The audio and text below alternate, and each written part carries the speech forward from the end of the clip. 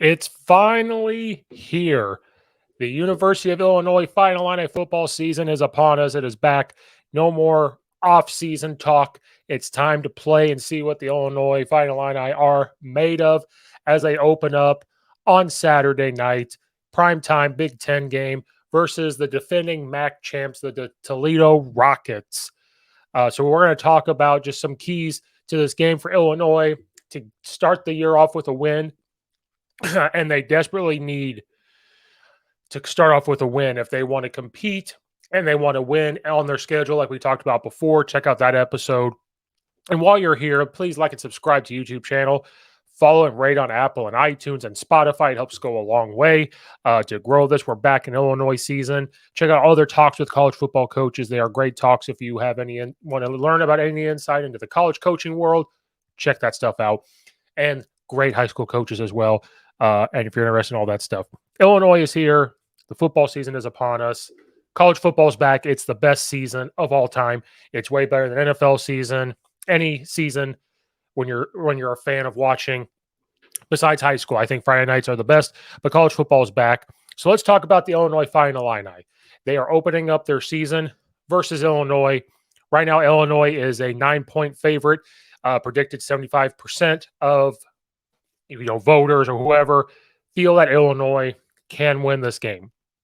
Toledo, though, is no pushover. We could sit here and I could say the words, on principle, they should win. Toledo was the defending MAC champs.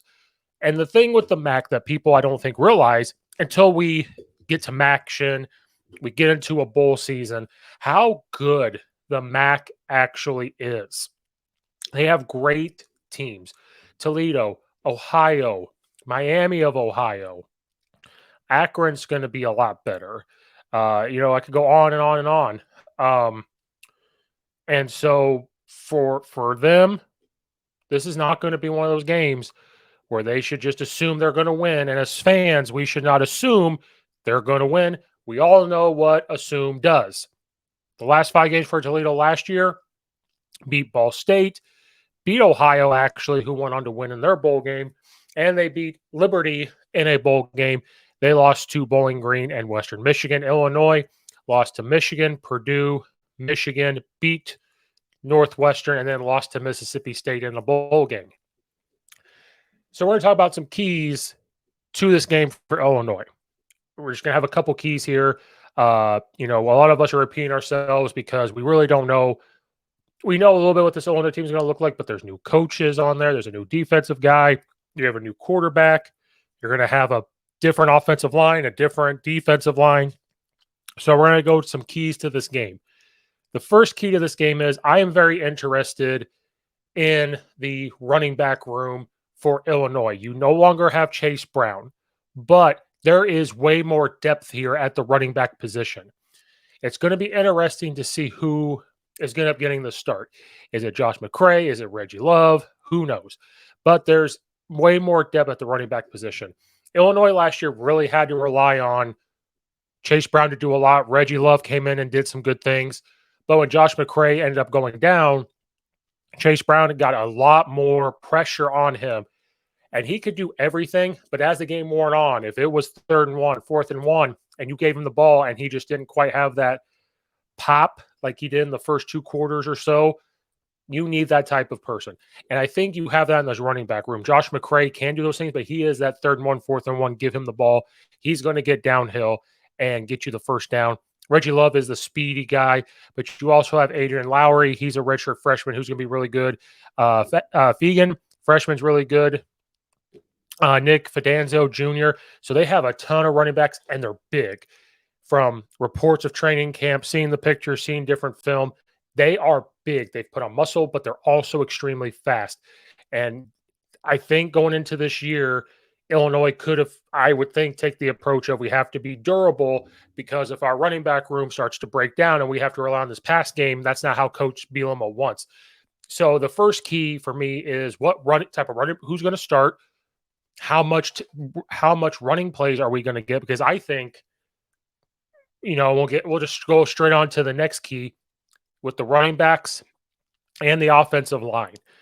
They're going to have one of the best left sides of that offensive line in the country, if not, the Big Ten, if not the country. You would think Crooch would start at center. You're going to have Zy Chrysler start. You're going to have probably Getsy or Slaughter, and you're going to have Julian Pearl and Isaiah Adams on the left side. That left side is going to be dominant, and they're going to be big. They're going to be mean, and they're going to want to push people around. And so the big key for that part of the game is in the trenches. I think with the type of running backs they have, with the type of offensive line Illinois has, they're going to want to establish in the trenches as soon as possible to say, welcome Toledo, welcome to coming to Illinois, welcome to being in the Big Ten. Here's what Illinois is made of. Going against the Toledo, they're going to have a new defensive line, but again, they're the MAC champs. They are very well coached. They are going to have a very good defensive line. I think that gets overlooked because it is Toledo coming to a Big Ten school. So that part I don't think should be overlooked.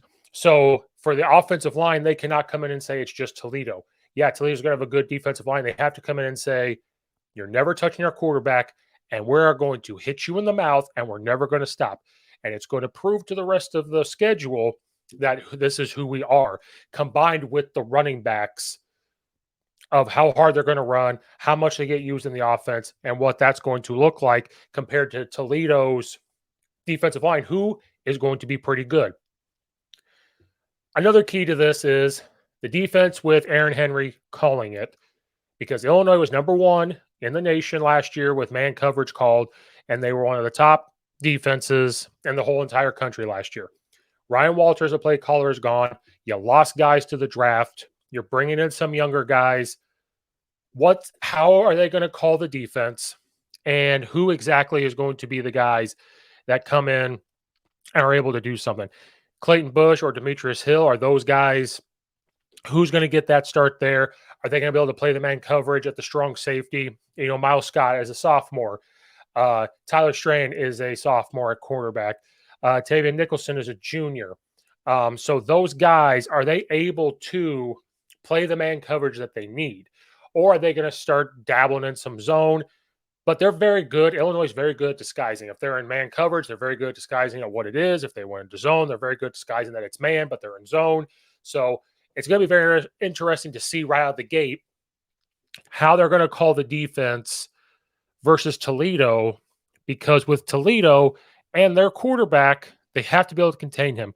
DeQuan Finn, 2,260 passing yards last year, but he also had 631 yards rushing. Now, his completion percentage was 59.7% last year. He had 23 touchdowns, 12 interceptions. He did get sacked 19 times. With how they're going to call the defense, and the key to this is they have to be able to they have to have him pass. They have to make this guy passer. He is a guy that wants to move outside the pocket. He wants to do RPO quick game, but he also wants to run. And if you allow him to run, he is going to find lots of success. So how they're going to call the defense, I think they have to dial up some splitzes to make them uncomfortable. And if they play man coverage on it, are they going to be able to play the robber coverage and get the interceptions? So I'm very curious to see how they're going to call the defense. How aggressive is Aaron Henry going to be? Because with him being there with Coach Walters last year and Coach Bielema still being there, I don't see the defense changing that much with how they are practicing and the aggressiveness. I just could see you're not going to be number one in the country this year calling man, and they're fine. They are in a position where whatever allows them to be in a position to be successful and is in a position to, get a turnover, win some games. That's what they're going to do. But they got to keep Finn, the quarterback, make him a passer. If they're going to beat Illinois, he has to become a passer. And if they're physical with the receivers and force him to do that, they're going to be just fine, because the key to that also is Illinois' defensive line. They are going to pressure. Now, Toledo has a decent offensive line, but Illinois is going to have one of the best defensive lines in the country. And so, along with the play calling and the defense, are they going to step up like the offensive line and say, okay, Coach Bielema talked about they are not really looking on the outside words because it's Illinois. They have a good season, then it drops off. What they need to do is have that mentality and say, we're here, you're Toledo, we're Illinois, we're ranked as one of the best defensive lines in the country. That's not good enough even. We're going to come out there and ball out. So, how is the defensive line going to dial up pressure? How are they going to make him a passer? How are they going to make him uncomfortable? Those are big keys for this game as well, because Toledo's not a bad team. They have good weapons, they have good receivers, they have a good offensive line, and the quarterback's not bad. But if you make him uncomfortable, make him rush, make him a passer, he gets popped a couple times, you're going to make him think. And those are the keys for that. The rest of the keys here is obviously quarterback, wide receivers. What are the wide receivers going to look like this year? Because that's one of the key things we've been missing. Last year, Tommy DeVito, he's done very well right now in the in the preseason with the Giants. I believe they're keeping him on his roster. Sometimes struggled with the deep ball a little bit, but he was pretty accurate. But we really didn't have that deep threat. We could do the short game, we could do the intermediate game. What kind of deep threat are we going to have? Who is the guy that's going to be receiver? And so a key takeaway for that is, how's Pat Bryant going to look? We already know what Isaiah Williams is about. Can Pat Bryant or Casey Washington become that guy where we need to throw the ball up? Can they go get it? They've gotten a lot better this offseason. They got a lot better throughout fall camp. But who's going to be the guy that's able to go up and get it? And then the guy throwing it to him, Luke Altmaier. It's his second start, I believe. He was at Ole Miss. What's he going to look like? What kind of command of the offense he going to have with Coach Loney Jr., second-year offensive coordinator? What's that going to look like? Are they going to come out and just sling it all over the place right now? Are they just going to run the ball to take some pressure off him so then we can focus on play action, get Casey Washington and Pat Bryant going, get Isaiah Williams on jet sweeps? All eyes are going to look to him, get somebody else open, get the run game going, going to make him very comfortable. So is he going to get happy feet as a quarterback? Is he going to rush his reads?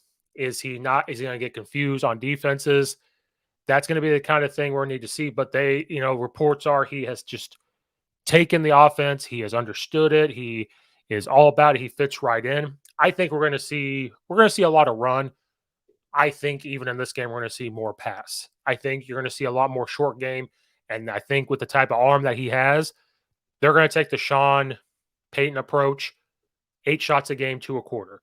I think that's the route that they're going to go. They're going to be able to take those shots, but are the receivers going to be able to be those guys? So with Toledo, this preview, those are the keys for me. I think Illinois is going to win this game. I don't know if I want to say the word dominate because the first game for both teams. And if Illinois can take care of the football, not turn the ball over, and if their defense can pressure and make guys uncomfortable, get a turnover or two, and be very aggressive and up front in the trenches does very well, Illinois is going to walk away with this being 1-0, confident heading into the next week versus Kansas, which is going to be a big-time game. Those are the keys for Illinois to win, and I think Illinois is going to pull out this win. Coach Bielema is going to have them motivated, pumped up, ready to play, and I think some of the leaders here and their coaching staff is going to have them ready to go. And so I think Illinois will come away with this win. I think 9's a good spread. I think Illinois could win more than 9, but again, new quarterback, second-year offense, different guys out there.